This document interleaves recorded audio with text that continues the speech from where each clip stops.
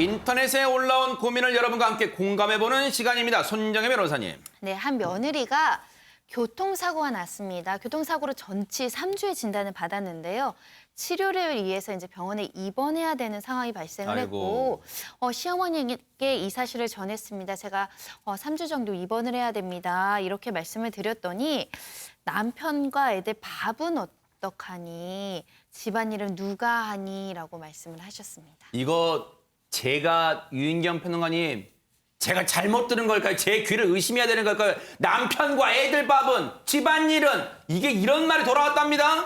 요즘은 사실은 많은 시어머니들이 며느리 스트레스 받아서 힘들다고 얘기를 하시거든요. 어허. 제 주변에서도 정말 며느리가 마음에 안 드는데 혹시라도 며느리 나무라거나 아들하고 이간질 시켰다가 아들이랑 손주랑 세트로 우리 집에 들어올까 봐 이제 고민한다고 했는데 네. 3주 동안 아들 밥 챙겨주려다가 나머지 20, 30년 아들 밥 챙겨줄 힘을 받으시지 마시고요. 정말 말 조심하셔야 됩니다, 네. 시어머님들.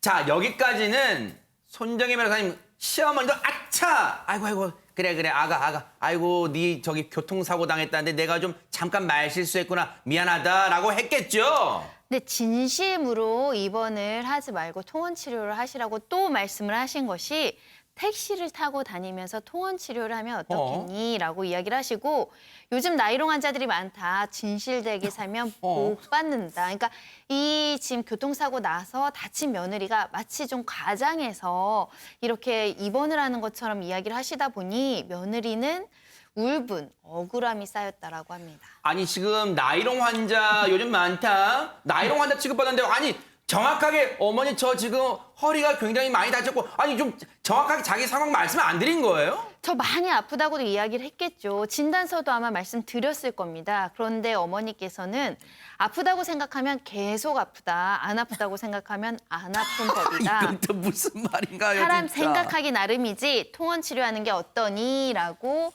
말씀을 하셨습니다. 아니 안진영 기자님 이제 저 아내분이 너무 지금 북받치시고 너무 억울하니까 남편분한테 도움을 요청했겠죠. 남편분도 아 엄마 어떻게 그런 말 할 수 있어 이랬겠죠. 그렇게 했다면은요, 이 네. 여성이 이렇게까지 울분에 차서 뉴스파이터의 사연이 소개되지 않았겠죠. 그러네요. 제가 어리석은 질문 드렸네요. 네. 네, 이 시어머니가 통원 치료를 요구하니까 곁에 있던 남편이 그래 그냥 집에서 통원 치료하는 게 어때라고 얘기를 한 거죠. 남의 편이어서 남편이라는 이 사람이 이번에는 엄마 편이 된 건데요. 그러다 보니까 이 며느리가 이렇게 짝짝꿍하니 괘씸하다라면서 분노를 터뜨린 겁니다. 아니 믿었던 남편 정말 든든한 언덕일 거라고 기댈 언덕일 거라고 생각했던 남편마저 통원치료해? 뭐 통원치료 어때? 이랬답니다. 하정은 평론가님, 이 사연을 접한 누리꾼들은 어떤 반응을 보이고 있을까요? 어떤 누리꾼이 이른바 시월드 민담이라고 하는 그 댓글을 올렸는데 네. 그 시월드 민담이 뭐냐면 이제 며느리가 암 진단을 받은 거예요. 그래서 시어머니한테 울먹이면서 어머니 저 암 걸렸어요라고 이야기하니까 시어머니 반응이 그럼 애비 밥은?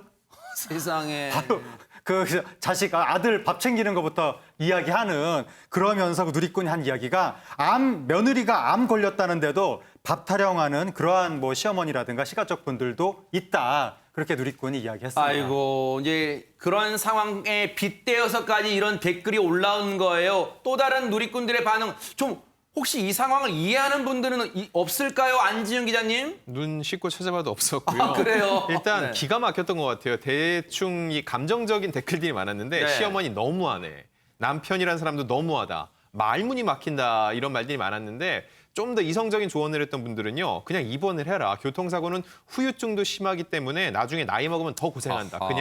그냥 얘기 듣지 말고 통원 치료하지 말고 입원하는 게 맞다라고 얘기했고요. 심지어 어떤 분은 아마 장례식장에서도 아비 밥은 하고 걱정하실 만한 아이고. 그런 시어머니다라고서는 혹평을 하기도 했습니다. 사실 뭐 이 정도 상처가 정말로 어떤 상처로 다가올지 본인 이 아내분 말고는 모를 거예요. 그런데 혹시요 나중에 정말 이 가정에 갈등이 생겨서 이것도 어떻게 보면 이혼의 원인이 될 수가 있는 거예요. 박성배 변호사님? 물론 재판상 이혼 사유 중 배우자의 직계 존속으로부터 심히 부당한 대우를 받은 때에도 규정돼 있습니다. 그렇지만 이 사안 하나만으로는 이혼 사유가 되기는 부족해 보입니다. 지속적으로 모욕적 발언이나 폭언이 이어져 오고 있고 아. 그 사정이 혼인 관계에 영향을 미칠 정도여야 합니다. 아하. 이 사안 하나만으로는 부족하지만 이와 유사한 사안이 반복된다면 충분히 이혼 사유가 될 여지가 있고 정신적 고통에 대해서도 위자료 청구가 가능해 보입니다. 그렇군요. 지속성과 반복성이 있다면 세상에 극단적인 경우는 이혼까지 갈 수도 있다는 원인이 될 수 있다는 거예요. 그런데 유인경 평론가님 앞서 이 사연을 접한 네티즌 분들도 많은 그런 의견 냈지만 저희도 그때 지금 공부를 했지만 중간에서 중재를 잘 해야 될 남편이 이거 왜 그런 겁니까 진짜? 아까 뭐 암환자 얘기도 나왔겠지만 실화 사건인데요.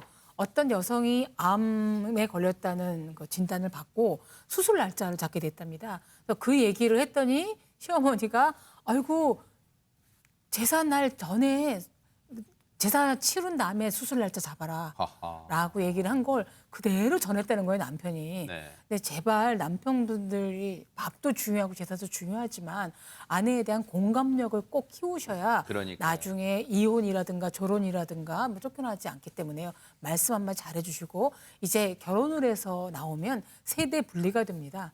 근데 정서적으로 좀 분리되시고 독립된 가정 잘 지키시기 바랍니다. 앞서 우리 안진영 기자님도 설명하셨지만 진짜 남의 편이어서 남편이란 말 우스갯소리 나오잖아요. 또 님이라는 글자 한때는 좋아서 님이었지만 이제는 살다 보니까 점 하나 찍어서 남이 돼버리는 그런 남편이 되면 곤란하지 않을까 이런 생각도 해봅니다. 이 땅의 며느리분들, 아내분들 정말 힘내시기 바랍니다. 이 순간에도 정말 많이 힘드실 거예요.